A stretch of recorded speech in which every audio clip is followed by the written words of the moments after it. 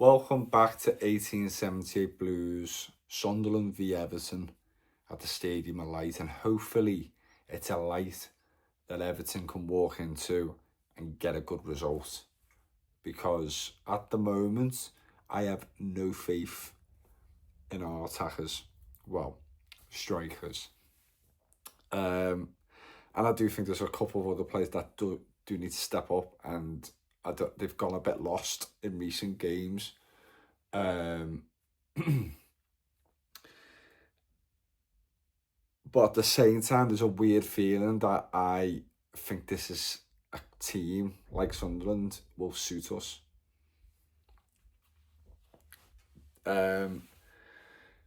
Just because we see teams sit back against us and we struggle, and this is a thing I thought we would have sorted by the summer.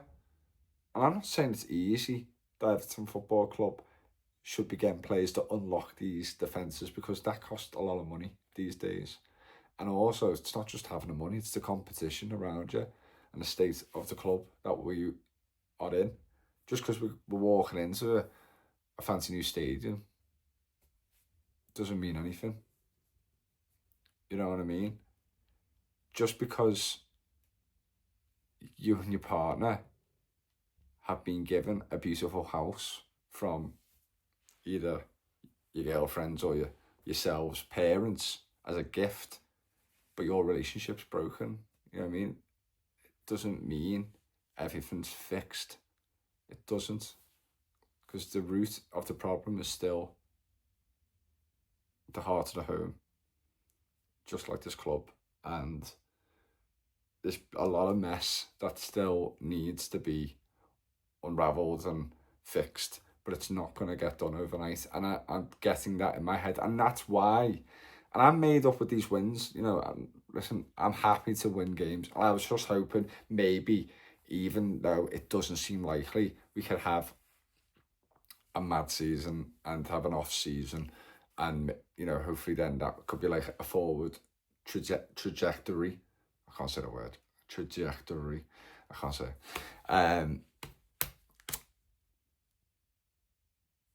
In terms of the advances we want to make as a club, but we've hit back to reality, and that was something on the back of my mind for ages anyway, because I said for a while we play too much for Grealish.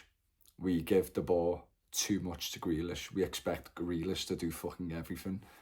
And in Dye's coming, his form's improving recent weeks, so it's offering another threat now, as I think he's had a bit of a slow start to the season.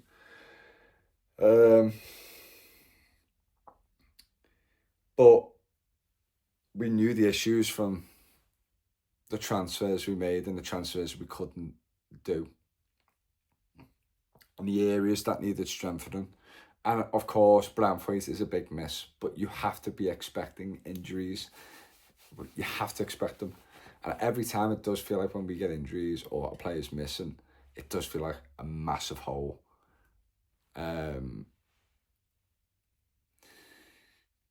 But this is not all on Branthwaite. There's 11 players on that pitch, and most of the time this season it's been down to the attacking players not finishing their chances. And when I say attacking players, are strikers.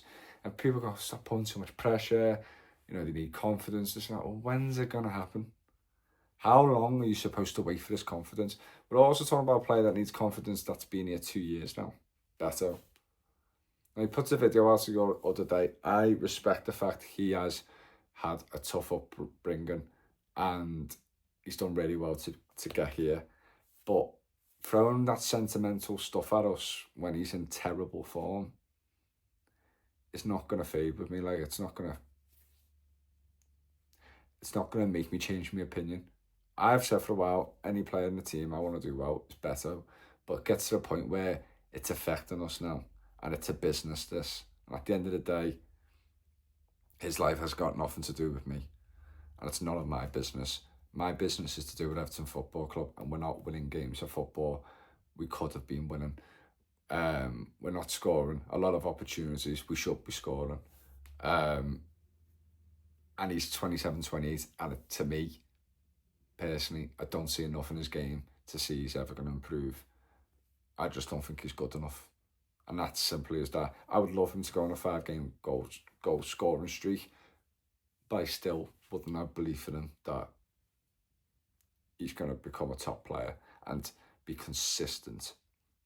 It's just, he's done very well to where he's got. And if he did leave from us, I hope he goes to a club and does well. But it's just not going to happen at Everton. You just can't convince me. Barry needs time, but I just need to see more from him. I thought he did all right against Tottenham when he come on. I think it was at Tottenham or it's the team before. I can't remember. But they need to do more. Now, Sunderland are a good team. Sunderland are a good team, organised team. I found a way of winning in this league. But these teams do normally get found out. And they're not unbeatable. And I just think this is an opponent that could suit us. Don't ask me the last time we played at Sunderland what score it was. I cannot remember. I actually think we got beat. Just something in my mind said that we got beat. I should have drank out of that water bottle. I've just been sick for a few days. I've drank out of an old water bottle I didn't need to drink out of. I fucked myself here. I fucking hope I didn't just do that to myself. Why did I not throw them out? Fuck's sake. Anyway, Sunderland are a very good team, but I just think they're the type of team that we would like to play against, and I think it'll be a big open game of football. And I think it could favour some of our players. If I'm going to say something which is wild, I would play a system of 4 at the back. Don't ask me who again, because we haven't got very many fucking choices anyway. But I have a Jessica again in the middle. I would have obviously Grealish and Dye. And then I would have Dewsbury Hall and Alcaraz.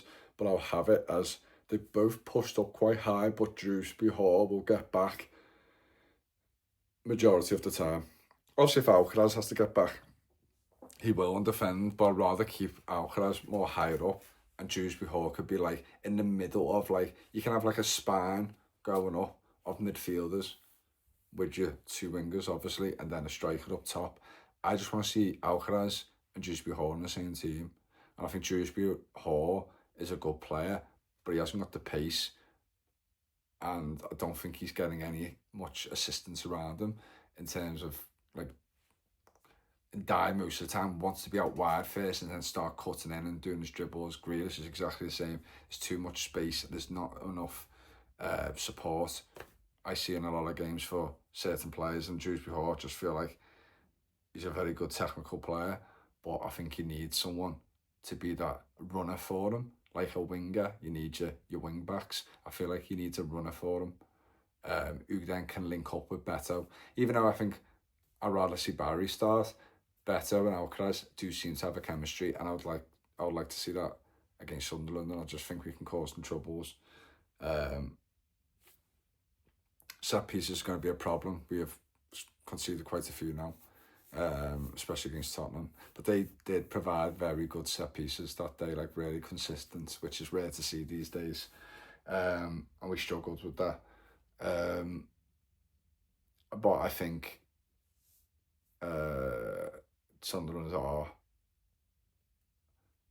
not a perfect opponent for us, but a more favourable opponent. I think we just need to get away from the Hill Dickinson after that game against Tottenham, and I just want to see us get back on the road and get out of team. Show that we are a team that's looking up and not looking down, and listen, we could win the next 2 games and then we're about 8th or 7th, and then you won't even, what I've just said then about potentially looking down, sliding down the table, that could be something stupid coming out of my mouth. And the Premier League's early days, there's teams flying up and down the league every week, but it's a bit of PTSD as an Everton fan in recent years to see us going near to the bottom of that table again. It's not nice to see, especially West Ham winning as well. A couple of results went our way, but again, it's me talking like about teams below us. We should really just be looking up, but it's hard because we're not doing certain things.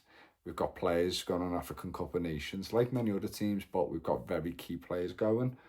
And I just don't, and there's a lot of positions that we are very short on, and we're just getting on by, and we've scraped some wins, and we haven't deserved some of the wins as well.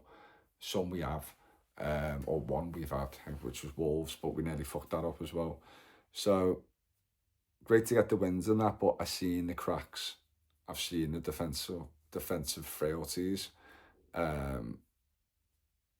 So it is slightly worrying. I'm not as positive as I think a lot of Everton fans are, because I can just see issues. But the football has improved, the way we play football.